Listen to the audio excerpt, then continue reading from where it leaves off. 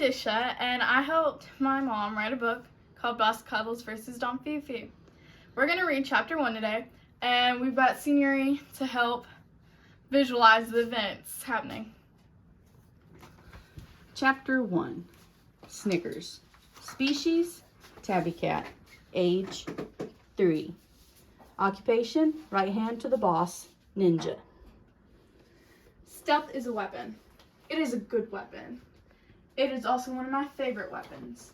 There's nothing quiet like the thrill of a target's face when they realize I'm there. It makes them scared.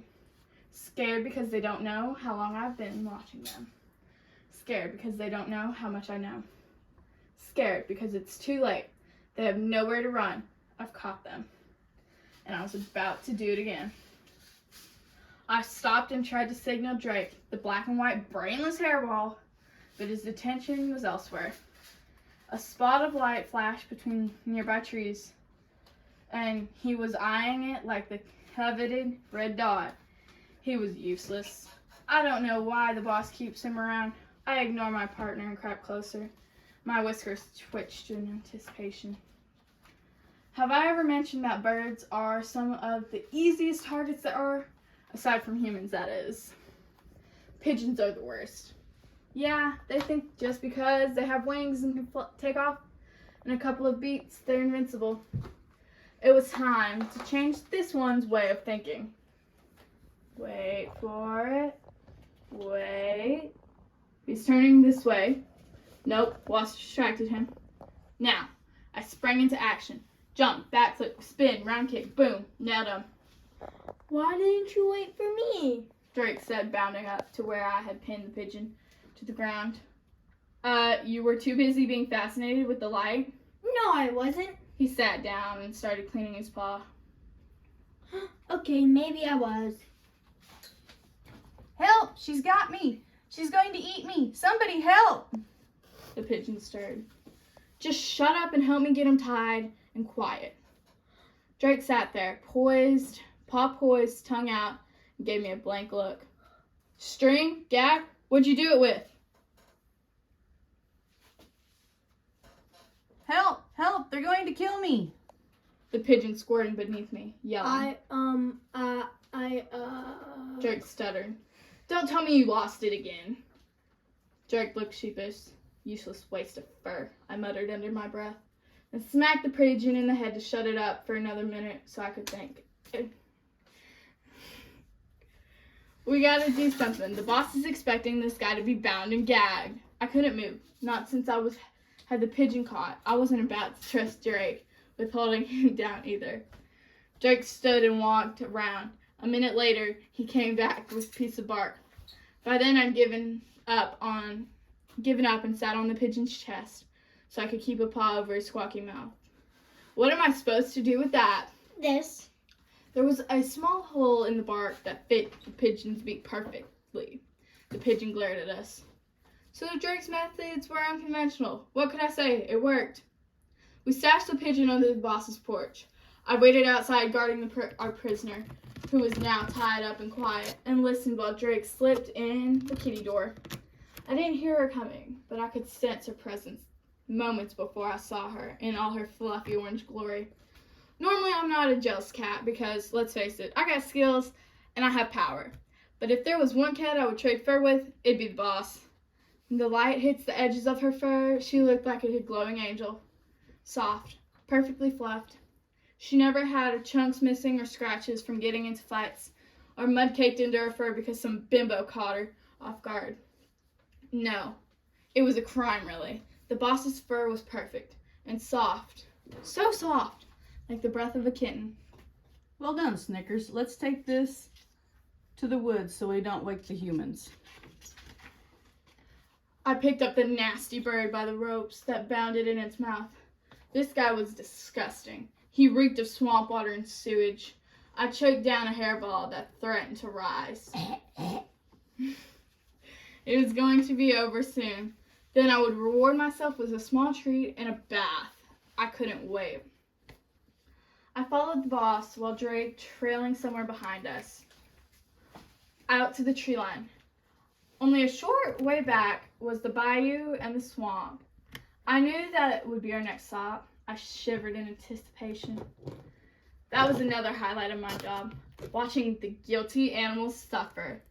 I began to purr before I realized I'd let my attention wander too far. Snickers? The boss asked, hearing my purring. I dropped the bird, maybe purposely, on its head. Sorry, boss, I got carried away thinking about his punishment. I immediately halted my wayward thinking.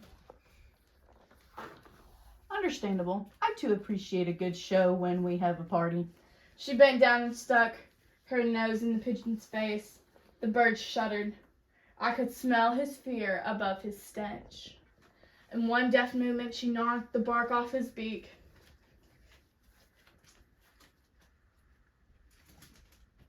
Tell me, Frank, what have you got to say for yourself?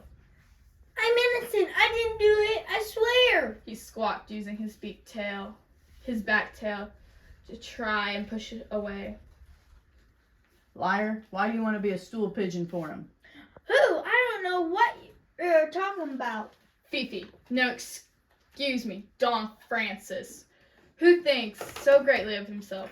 What have you been telling him? I don't know him. I swear. My informants have seen you there, talking to him. The boss had to put back away and turn her head slightly. He was rank, but she still had to get her point across. It wasn't me. It must have been Joe. Joe looks like me. The boss shook her head. Frank.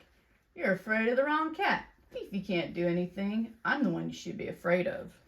You can't prove it was me. I swear it was Joe. I can prove my innocence. Betty will tell you I was spooning with her the whole night. The boss flicked out a claw and pressed it down under Frank's chin. Liars never learn, do they? The fear in Frank's eyes was like a catnip. The boss ate it up. She had Frank right where she wanted him. I sat back and watched, trying to stay upwind from Frank's stench. Where's Gracie? Shouldn't that sham guinea pig be here by now? The boss suddenly turned and asked. I was about to say I didn't know when I heard the tiny motor approaching. It was against the laws of nature what guinea pigs could do, roving all over the countryside in her drone. But I guess if I had such tiny legs, I'd have to find a better way to get around too. Think she's here? What's she got to do with it? Frank asked. I smiled. The boss may be the brains of the outfit, but Gracie was the glue that held it together. She had the technology and skills with her tiny paws to operate small parts and pieces. The little tricolored furball landed gently on the ground. Coming in, she looked like a stuntman, but after she removed her harness and goggles, she looked like any other tiny house pet that I'd eat for a snack. It was crime, really, that she looked almost like a rat in appearance. Sorry I'm late. Battery trouble, you know. Gracie apologized. The small box was strapped to her belly. I couldn't make out what it was exactly. Actually, you're right on time. You have the evidence? The boss asked. Gracie nodded. Frank's eyes grew wider. Very well, I'll leave it to you. Please inform Mr. Frank here why he's in our fair company and about to be swamped. Gracie took the small box and hit a button, turning on the device on. A screen lit up. You see, Mr. Frank, our people videoed you 2 nights ago at exactly 8:02 on the windowsill at Fifi's. Frank opened his mouth to protest, but Gracie had already hit play. I couldn't see the screen from where I was sat, but the voice was clearly Frank's. He'd been watching me, then ratting me out. The dirty pigeon. No, it wasn't me. Frank began squirming around. You got nothing on me. Nothing, I tell you. Exhibit 2. Gracie continued on like nothing was happening and pulled a small piece of paper and a vial from out of her fur, probably hidden pocket. Stools don't lie, even if stool pigeons do. This is your poop, Frank, taken from Fifi's windowsill. I ran a sample. Guess whose it came back as? Okay. It was me, but only because he threatened my family. He was going to eat them. What could I do, huh? I couldn't let him eat my family. I got 3 new chicks at home. I had to.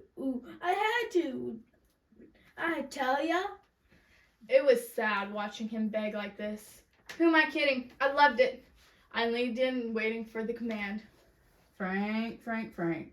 The boss shook her head. Again, she straightened on all fours, her tail waving like a sail in the air. It was time. Let's go. No. Frank was flipping like a fish out of water. Drake popped the bark back on his beak. I took one last cleansing breath, picked up the dirty pigeon again.